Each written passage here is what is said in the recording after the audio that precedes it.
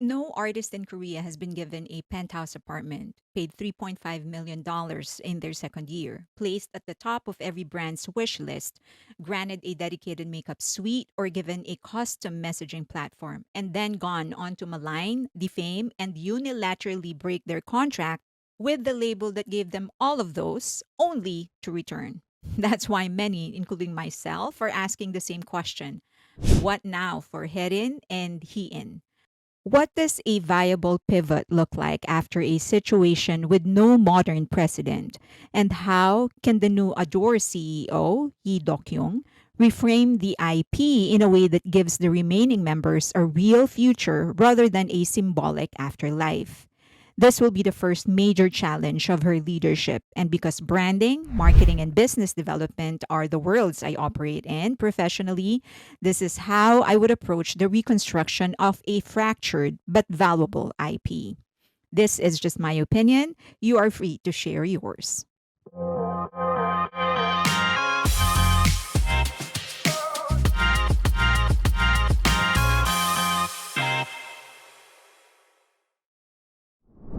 The group reconstruction. I think a six-member formation makes strategic sense. The instinct may be to replace the three who left, but I wouldn't. I would go further and add four new trainees and rebuild a six-member group. Because a six-member formation creates a clean visual break from the past. It sidesteps accusation of pretending nothing happened. And it signals clearly this is a new era. It's not the old new genes. This is a different project rebuilt with intention. A five-member lineup would inevitably trigger comparisons to the old symmetry, the five bunnies, the nostalgia-based identity that Minheejin engineered. A six-member structure reduces visual nostalgia and helps audiences understand this is a fresh start, not a salvage operation. But I wouldn't do it immediately. Introducing new members during an active controversy is a guaranteed public backlash cycle. It would be framed as replacement rather than rebirth, and the new girls would be attacked before they step on stage. The narrative would be about the past, not the future. A rebuild must be faced, paced, and shaped by the remaining members themselves. Precedents and what can we learn from them and what can't we learn from them. The closest industry parallel is 50-50. They rebuilt from four members to five, released new music, and have not faced significant public backlash. But the comparison is limited. They were not nearly as globally visible as New Jeans, and their public image was not built on a deeply intertwined sisterhood narrative. Their early concept had no defining lore or iconic aesthetics that could weaponize nostalgia. Still, the precedent is valuable for one reason. A fractured group can be reconstructed if the relaunch is framed as expansion, not replacement. That is the lesson to carry forward. Haerin and Hyein must be a part of it. The public must not see this as a door filling empty seats. Instead, Haerin and Hyein must look like leaders of a new creative project, guiding and forming new bonds. This is crucial because Korean audiences value sincerity and moral grounding from public figures, especially when those figures benefit from extraordinary privileges. If they appear passive, detached, or overshadowed, the rebrand will fail. If the new members feel like placeholders, the public will reject them. But if the remaining two visibly take ownership of the group's direction, its renewed identity, and the formation of the new bond and new team dynamic, then the public is far more likely to accept a six-member reconstruction, and that leads to the most important requirement. Haerin and Hien must demonstrate growth. Korean audiences don't need tears, apologies, or victim narratives. What they need to see are humility, accountability, and a willingness to learn.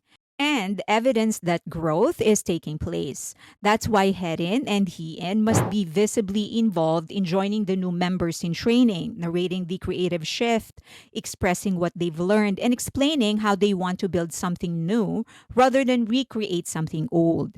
The bond with the new members must feel real, a new sisterhood, not an imitation of the previous one. And this is also where cultural nuance matters deeply.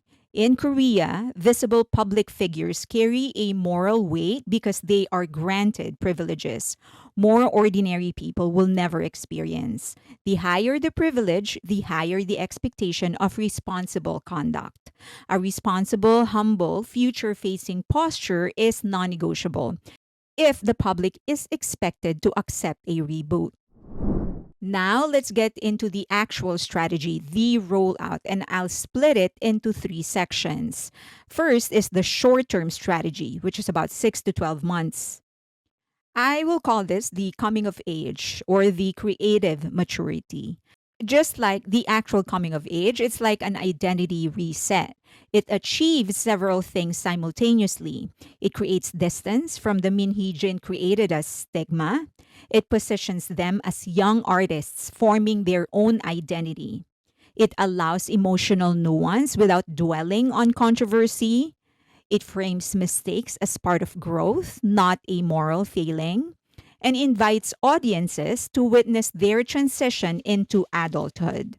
And this can show up in different ways narrated videos about reflection and maturity, lyrics expressing regret, forgiveness, and hope without naming events, intimate, grounded visuals that emphasize authenticity, and a recalibration away from curated nostalgia towards realism. And they can allude to getting hurt, hurting others, learning from it, and hoping to be forgiven as they also choose forgiveness. This should not be a PR tactic, but as an honest emotional posture, and it could be communicated in their narrations or in the actual lyrics of their songs.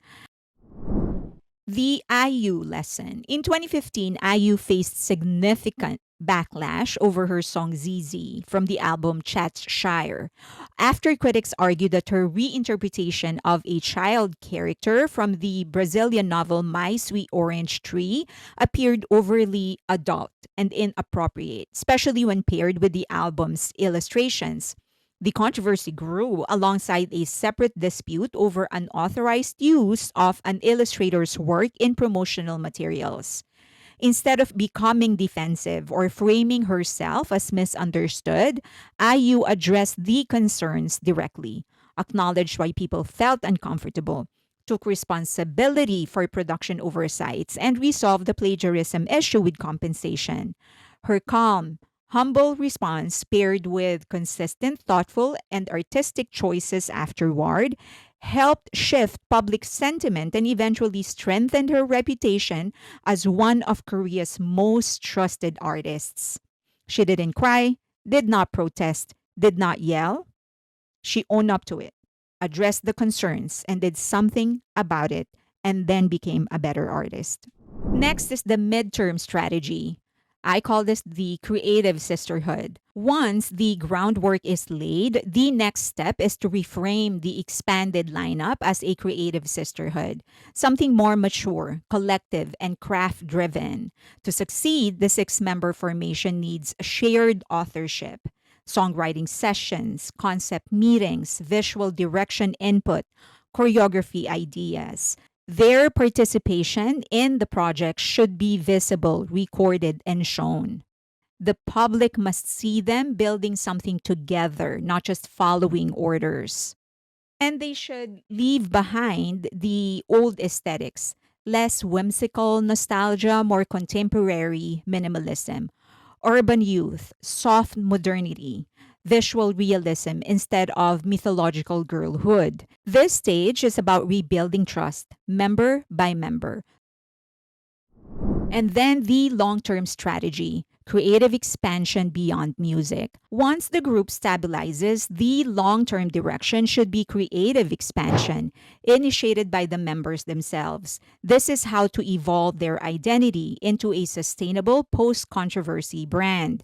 They should expand into indie films, fashion collaborations driven by the members' input, art direction projects, storytelling projects, songwriting camps, curated visual exhibitions, personal creative labs, and cross medium experimentation.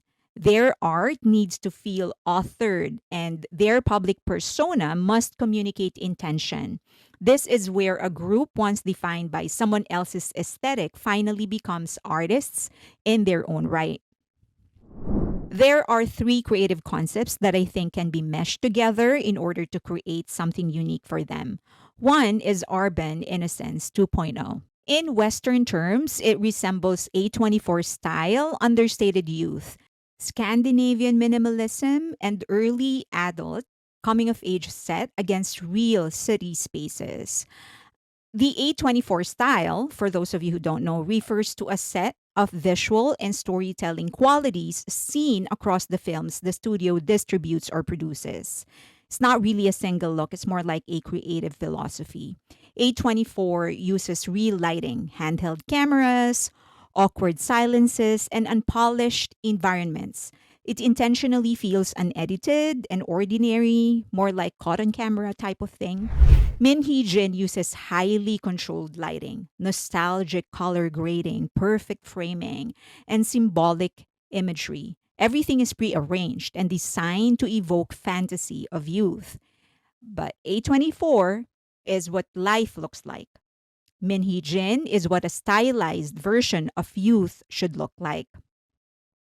The other visual concept is digital minimalism, a clean, stripped down visual identity, relighting, raw texture, grounded choreography, and no spectacle. It's the opposite of the stylized Minhijin universe, direct, honest, and focused on the members themselves. So think Celine minimalism, Apple shot on iPhone campaigns, very human centered, Phoebe Philo era Celine, stark, elegant, stripped down visuals.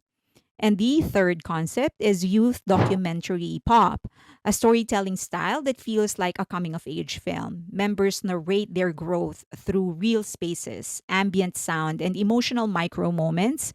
It's narrative, reflective, and maturity focus. It's like let characters be messy, uncomfortable. You're watching people grow in real time, as opposed to Min Hee Jin's choreographed emotion. Her youth aesthetic is constructed innocence, soft, dreamy, idealized. A24 is real. Ador is facing a kind of turning point that happens maybe once in a lifetime. The scale of disruption was so enormous, but also moments like this carry with it possibilities, and brands, artists, even entire industries have actually been transformed by events that look absolutely unmanageable at first glance. For Hee Dok-young, the new CEO of Adore, this is the type of challenge that can actually define her legacy. And for Haerin and Hyein, this chapter will actually determine far more than their next comeback. So if they take their work seriously, if they learn from the past, and if they build an identity that reflects who they really want to become as artists, they have room to create a story that will outgrow the controversy that started it all. History tends to remember the people who rebuilt something meaningful after everything fell apart. If the remaining two members approach this with clarity, with humility, and artistic intent, their trajectory could evolve into something rare, a kind of story that future artists, future entrepreneurs will go back to, not because and learn from, not because it is easy or that it is clean, but because of the opposite, because it was absolutely impossible, because all the odds were against them, because it required and demanded everything from everybody involved. It's a difficult road, but it also has the most potential. So if they commit to this fully, then this moment could become the foundation of a legacy they define for themselves. Let's see what's going to happen. It's truly a challenge. I mean, as a marketer, as a business person, as a branding person, this is the kind of challenge that would really excite you. So I'm sure that Lee Dok Young knows the size and the weight of what she carries, but I am also sure that she is challenged and excited for this. I wish her luck, and more importantly, the two girls as well. Would love to hear your thoughts though. If you are the one who's going to do the branding, how are you going to do it? Let me know in the comment section. As always, you can say whatever it is that you want to say. Just please do so respectfully. Also, please donate to the channel. The QR code is on your screen right now. We launched the online magazine. So the funds are going there. And we are hoping to do a formal launch at the end of the month or next month. We're just really trying to upload as many articles as possible and populate all the subfolders, sub menu and stuff like navigation bar and stuff. Um, Also, please follow me on X, on Instagram, but more importantly on Patreon, because that's where the community is. And if you are looking for people with the same interest, movies and entertainment and music, that's the place for you to go. Also, if you are a Patreon member or YouTube member, please be a member of my YouTube as well. Then I actually do a live stream free for members only once a week, and also exclusive videos, and those don't go public. So hope to see you there. That's it. Please like the video, subscribe, and hit that notification button.